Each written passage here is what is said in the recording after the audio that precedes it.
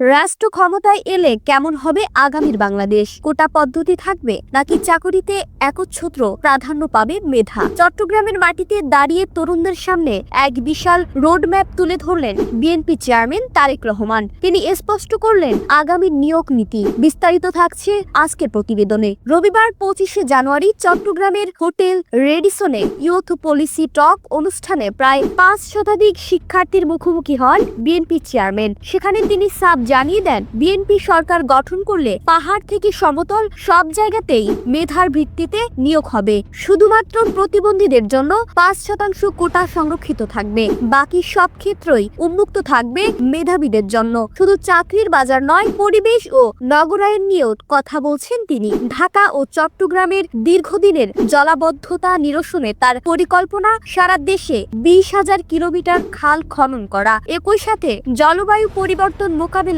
আগামী 5 বছরে 50 কোটি গাছ লাগানোর এক মহা পরিকল্পনার কথাও ঘোষণা করেন তিনি। দুর্নীতি দমনেও তিনি ছিলেন আপোষহীন। তারেক রহমান বিশ্বাস করেন, সরকার প্রধান থেকে যদি দুর্নীতির বিরুদ্ধে কঠোর বার্তা বা মেসেজ যায়, তবে দেশের 30% দুর্নীতি এমনিতেই কমে যাবে। দর্শক, বিএনপি চেয়ারম্যানের এই প্রস্তাবনা অর্থাৎ শুধুমাত্র প্রতিবন্ধী কোটা রেখে বাকি সব ক্ষেত্রে মেধার ভিত্তিতে নিয়োগ কি একটি দক্ষ ও দুর্নীতিমুক্ত প্রশাসন গড়তে সাহায্য করবে? এ বিষয়ে আপনার সুচিন্তিত মতামত কমেন্ট করে জানান।